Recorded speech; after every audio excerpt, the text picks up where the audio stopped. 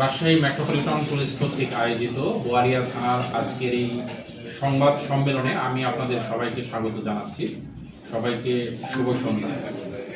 আমরা যে বিষয়টিকে সামনে রেখে আজকের এই প্রেস ব্রিফিংয়ের আয়োজন করেছি, এটি হচ্ছে রাজশাহীর একটি কলেজে অনার্স পড়ুয়া একজন ছাত্রীকে ইফটিজিং, ভয়ভীতি প্রদর্শন এবং হুমকি প্রদর্শন সংক্রান্তে কিশোর গ্যাংয়ের 3 জন সদস্যকে গ্রেপ্তার বিষয়ক একটি ঘটনা।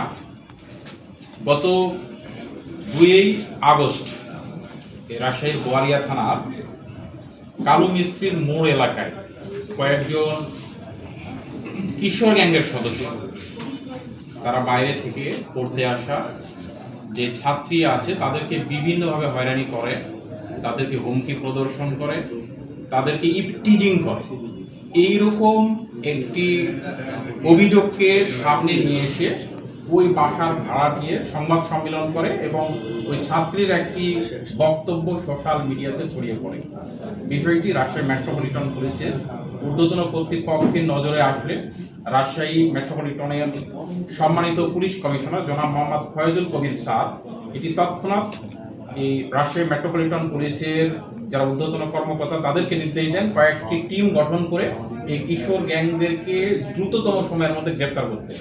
স্যারের নির্দেশে মাত্র 1 ঘন্টার মধ্যে 3 জন কিশোর গ্যাংয়ের সদস্য বান্টি হাসান, রিয়াজন এবং তাসিন লাবিবকে পুলিশ গ্রেপ্তার করতে সক্ষম হয়।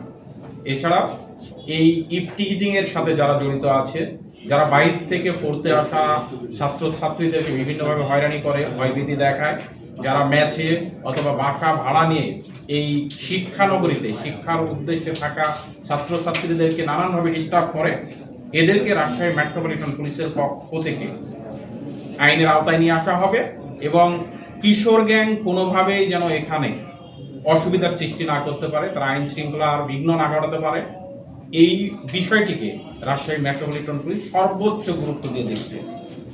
ইতিমধ্যে এই বিষয়ে ভুক্তভোগী বাদী হয়ে একটি মামলা দায়ের করেছে। এটির সাথে বাকি যে আসামিগুলো জড়িত আছে আমরা দ্রুততম সময়ের মধ্যে তাদেরকে গ্রেপ্তার করব। আমরা রাজশাহীকে সম্পূর্ণ ইফটিজিং মুক্ত রাখতে চাই। কোনো ছাত্রী এখানে যেন যৌন হয়রানির শিকার না হয়, ছাত্রছাত্রীরা বিশেষ করে এখানে যেন নির্ভয়ে চলাফেরা করতে পারে। আমরা এরকম একটি সুন্দর পরিবেশ এই রাজশাহীতে বিরাজমান রাখতে চাই। আপনাদের যদি এই সংক্রান্তে কোনো প্রশ্ন থাকে আপনারা করতে পারেন। আমার প্রশ্ন হলো যে আজকে যারা আটক হয়েছে, আমি থানার গেট দিয়ে ঢুকতে লেগেই আমাকে 2টা যুবক ধরে বললো যে ভাই এটা অমুক সাংবাদিকের কারণে এরা আটক হয়েছে। হ্যাঁ, কি বলেছে? এই থানার হচ্ছে আপনার ওসি তদন্ত সিরাজ ভাই, এবং সিরাজ ভাইয়ের নামে কমপ্লেইন হলো যে ওই ভুক্তভোগীকে ইতিপূর্বে অভিযোগ করার জন্য তাকে ধমক দিয়েছে এবং তাদের সাথে মিউচুয়াল করার জন্য সিরাজ ভাই নাকি প্রেশারও দিয়েছে। হ্যাঁ, এই যে সোর্সের কথা বলে দেওয়াতে এটি একটা সাংবাদিকের আমার শত্রু হলো, এটা তো বিব্রতকর।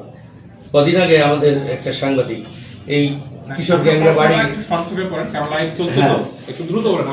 কিশোর গ্যাংয়ের ওরা বাড়ি ঘেরাও করলো, ও খবর পেয়ে ওখানে ভিডিও ফুটেজ নিতে যায়, ব্যাস কোপান খেয়ে গেল। আপনাদের জ্ঞাতার্থে বলি যে বর্তমান সম্মানিত পুলিশ কমিশনার স্যার যোগদানের পরে আপনারা ইতিমধ্যে দেখেছেন আমরা রাজপাড়া থানায় কিশোর গ্যাংয়ের সদস্যদের গ্রেপ্তার করেছি, আমরা শাহমুদ্দম থানায় কিশোর গ্যাংয়ের সদস্যদের গ্রেপ্তার করেছি, আমরা চন্দ্রিমা থানায় কিশোর গ্যাংয়ের সদস্যদের গ্রেপ্তার করেছি। আমরা আজকে বোয়ালিয়াতেও খবর পাওয়ার সাথে সাথে কমিশনার স্যারের নির্দেশে অনলি 1 ঘন্টার মধ্যে আমরা 3 জনকে গ্রেপ্তার করেছি।